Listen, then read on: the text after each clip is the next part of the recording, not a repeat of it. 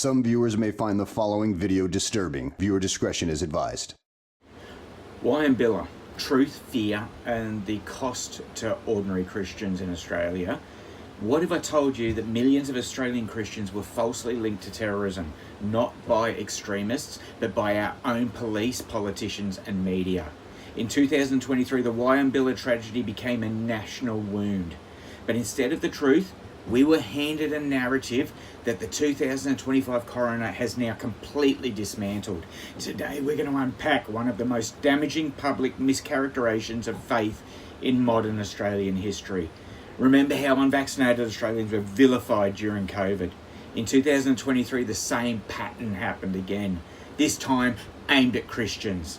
The Wieambilla shooting was instantly labelled Christian terrorism, without evidence and without restraint.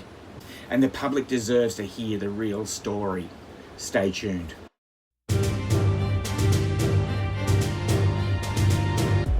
Hey my friends, in today's video we look again at the Wieambilla tragedy, the ambush that cost the lives of two young Queensland police officers, Matthew Arnold and Rachel McCrow, and local man Alan Dare.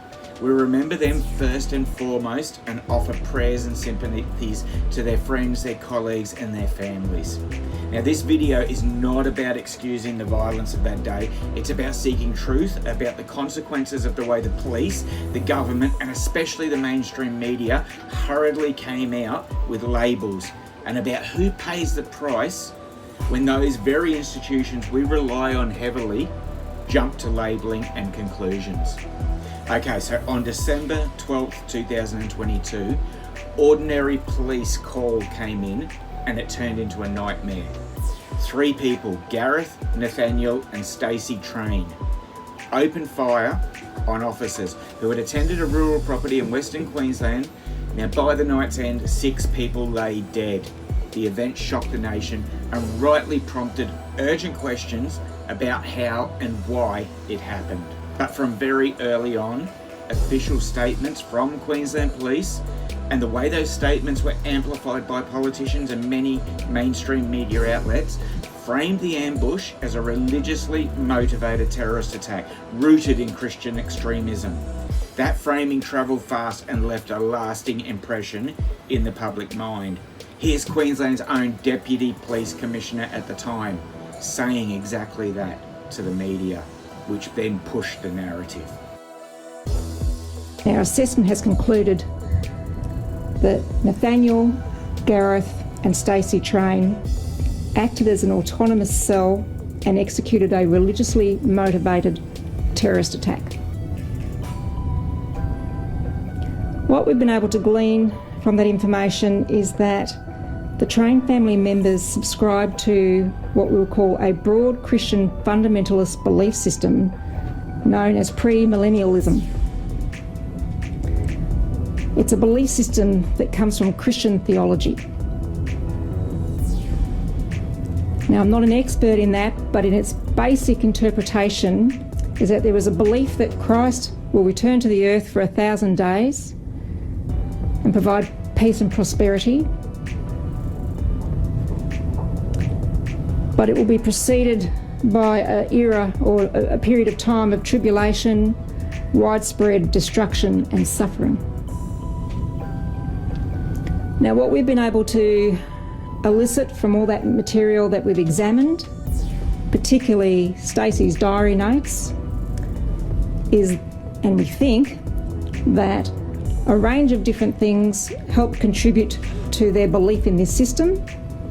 So the COVID pandemic, climate change, global conflicts, social disparity, all those kind of things. Okay, so let's fast forward to 2025. The Queensland Coroner, Terry Ryan, released a comprehensive inquest finding that the deaths were not acts of terrorism under legal definition, but instead were committed by people suffering a shared psychotic disorder, a folie de toi, driven by persecutory delusions in which religious language and end-time themes were only a part of a broader psychosis. That finding changes the legal and the moral picture in a very important way. Okay, so the immediate official narrative back in February 23, Queensland Police publicly described the attack as religiously motivated and suggested it was an example of fundamentalist Christian terrorism influenced by premillennialist beliefs. Most Christians are premillennialists. We believe Christ will return to a broken world. Now, the language used by senior police, as you saw in the video of the Deputy Police Commissioner, and repeated in media headlines, presented the killers as representatives of a broader movement, Christianity, and they were wrong. Not merely as three individuals with severe mental illness, which is how the narrative should have been structured. Given how fast headlines spread with internet and everything these days, many Australians, that statement wasn't a careful technical law enforcement assessment. It read like a social and political judgment. Christians across Australia, pastors, churchgoers, families felt that judgment as a generalisation, that the faith of ordinary peaceful Christians had been publicly tied to deadly extremism. Now, the Coroners inquest ran through 2024 and culminated in the 2025 report that has just recently been handed down and includes careful legal analysis. Coroner Terry Ryan's findings do several things that matter to public understanding. He concluded that the three perpetrators were psychotically unwell and shared delusional, persecutory beliefs. The religious ideas of end times language were central to their delusions, but not equivalent to an organised ideological or political terrorist movement. He explicitly said the killings did not meet the statutory definition of terrorism. That's important. He made recommendations focused on mental health screening for firearms licensing, improvements to threat assessment and emergency response systems, and better funding for specialist services. Why does the difference between terrorist and mental illness-driven homicidal delusion matter to everyday Australians like you? Legally, it matters because terrorism implies organised ideology, broader networks, and political or religious intent aimed at coercing a population or a government. Sometimes I think our governments fit that description a bit too well for our own good. Socially, it matters because when police and media declare an incident Christian terrorism, they risk staining millions of peaceful believers with the actions of three psychotic individuals. That's a heavy collective punishment for a private faith. Now I want to discuss what that real-world impact on Australian Christians involves. Many Christians described feeling stunned, singled out, fearful and hurt when the Christian terrorist label spread. Pastors reported congregants asking whether people now saw their own peaceful faith as extremism. Christian parents worried about children being bullied at school. Churches felt under suspicion rather than supported. For ordinary, quiet believers, that being the grandparents, the teachers, the tradespeople, the volunteers who live quiet, faithful lives, this was not a neutral news story. It was a reputational blow. So let's be clear and remain humane here. This is not about redirecting outrage away from the victims. We should never do that. 2 young police officers and a neighbour died in brutal circumstances. Their families lost loved ones. The coroner also criticised police equipment and capacity in certain aspects. The victims deserve justice and our grief. But truth and justice demand accurate causes be named, not causes that inflame and divide society unnecessarily, and cause animosity against certain groups. If this was perpetrated by someone from a trans or LGBT group, or maybe even someone from that radical extremist religion of bloodlust, you know who I mean, the authorities would immediately refrain from naming them because of the consequences that would release. But to those authorities who labelled this at the time as a religiously motivated terrorist attack rooted in Christian extremism, Australian Christians' thoughts, feelings and distress just don't matter to those people who came out with that narrative. Public institutions, especially police and major news outlets, are not neutral storytellers. Their early public assessments shaped national understanding. After the attack, the QPS description of the motive was prominently reported by national outlets and repeated by politicians. For many Australians, that became the settled account. That became the truth.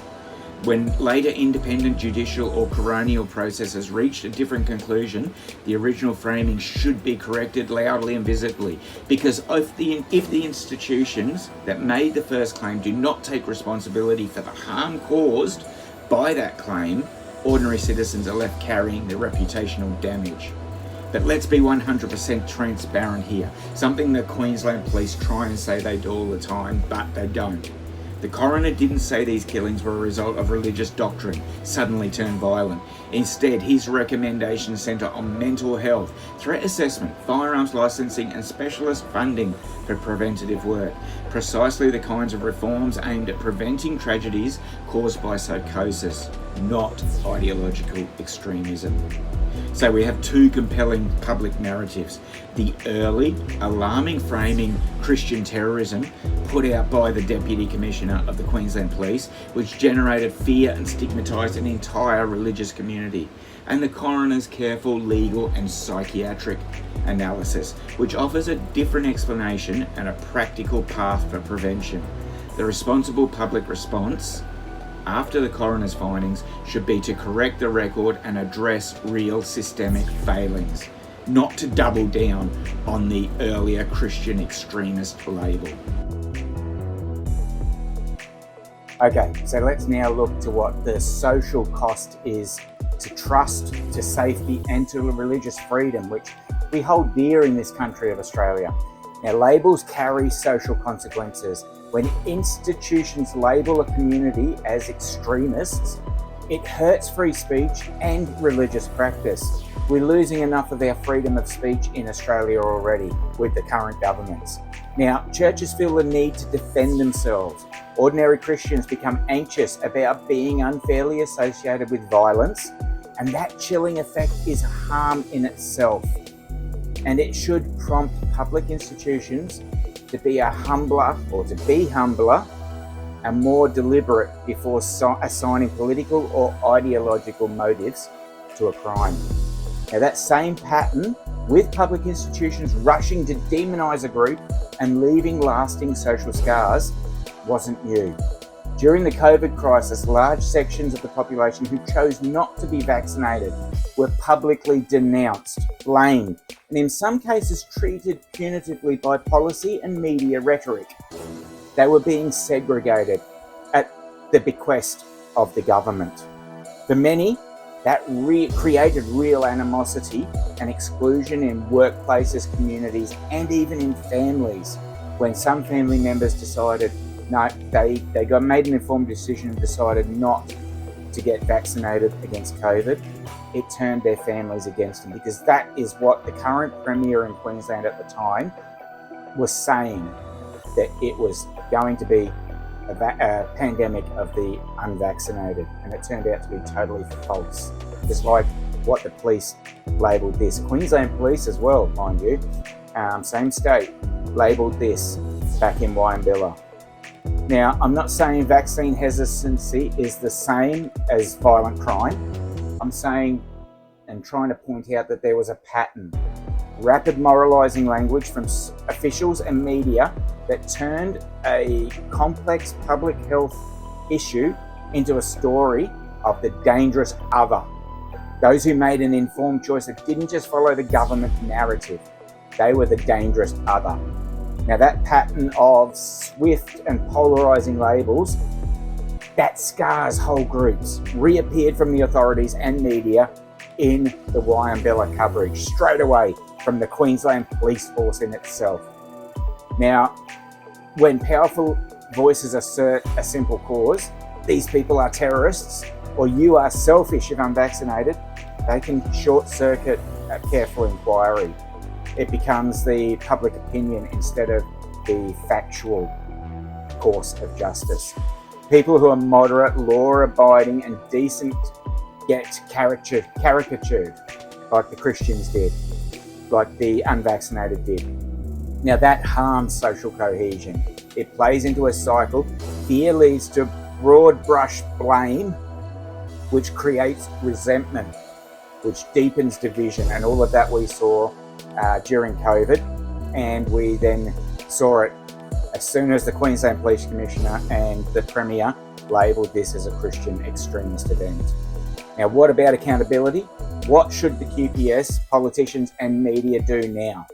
If the coroner's findings show the initial official characterisation was incorrect in law and in public understanding, the responsible response has to be threefold. Public correction. The QPS and media outlets reported that Christian terrorist label should prominently acknowledge the coroner's finding and explain where the public record must be updated. A buried correction is not enough. Christians shouldn't sit by and accept a buried correction. Every single news outlet that took that police deputy commissioner's label needs to be brought to account. Number two, we need an apology. To the extent of that earlier statements caused identifiable stress to ordinary Christian communities, not that the government cares, not that the media care, there should be a recognition of that harm. Apologising for the consequence of mischaracterisation does not excuse the perpetrators. It simply recognises a secondary injustice inflicted on innocents. Now, as I said, if this was done to an LGBTQ or trans group, there would be public backlash about it. The media would be up in arms. But because it's Christians, they don't care. And we need institutional reform. Now, the coroner recommended, I don't agree with all of these, but more focused mental health screening for firearms licensing. I'm a firearms owner, I'm a shooter, I'm a sporting shooter, I'm a hunter. And I don't agree with that. Now, I'll say why in a minute. He suggested threat assessment funding and operational reviews. Implement those steps and rethink how motive language is used in public briefings even. Now, my personal opinion is that if we want mental health assessment screening for firearms licences, if that's what the government wants and that's what the coroner is suggesting, that's fine. Because I don't think people with mental health issues should have firearms anyway. But as a caveat to that, I also think that every single politician and especially every single police officer, especially those that walk around open carrying firearms, should be made to have in-depth, complete psychiatric evaluation every single year. Because those two groups can be more dangerous to society than most other groups when their mental health capacity skews. Because they're already in power with the politicians. They're already in power to change laws, to make decisions. With the police, they are carrying sidearms. They are carrying tasers. They are carrying pepper spray. They are carrying batons and handcuffs. They can do us serious damage if their mental health isn't brought into line and isn't kept an eye on. And we see that with the high amount of Queensland Police shootings against the public we're seeing these days. Now, some people are going to say, why should the police apologise? They were warning of a potential ideological threat. Now, I know that's a reasonable question, but a warning has to be proportionate and founded on proper evidence. If the coroner's inquest, the most authoritative local fact-finding process in our land, finds that the claim wasn't supported under the law, then a public correction is appropriate. It protects public trust in the police and the media. Okay, so what an apology would mean for victims' families and for Christians. A public apology in this context, it does several things. It recognises the pain caused to the whole community.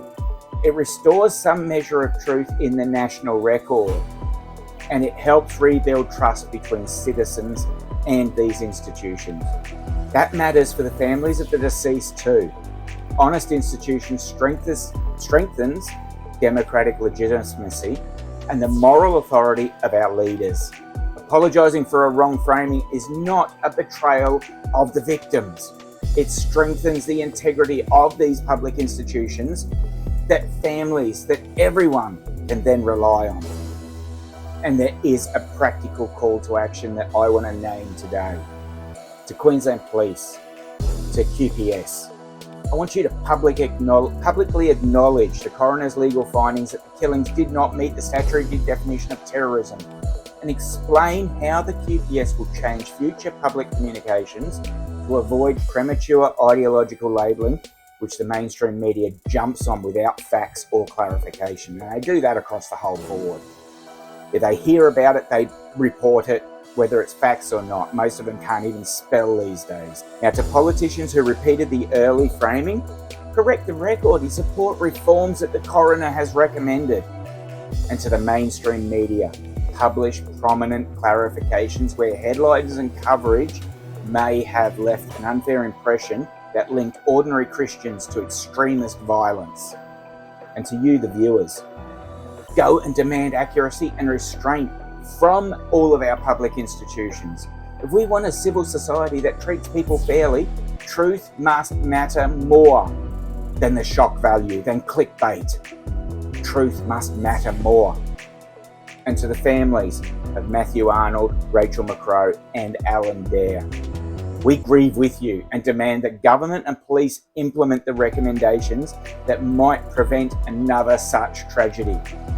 To Christians who felt attacked by the early coverage, your faith is not the same as that violent psychosis of those three people. To all Australians, let this be a sober lesson to the cost of hasty labels placed by our institutions. We owe each other better, don't we? Now, I'll link the coroner's report and key articles in the description so you can read the documents for yourself. I've put some in this video so you can see them.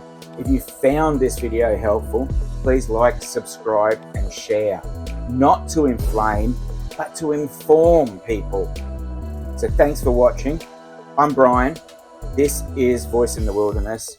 Let's hold on, or let's hold our institutions to the highest standard accuracy and decency, because they obviously don't think that for themselves or do that for themselves. Bless you.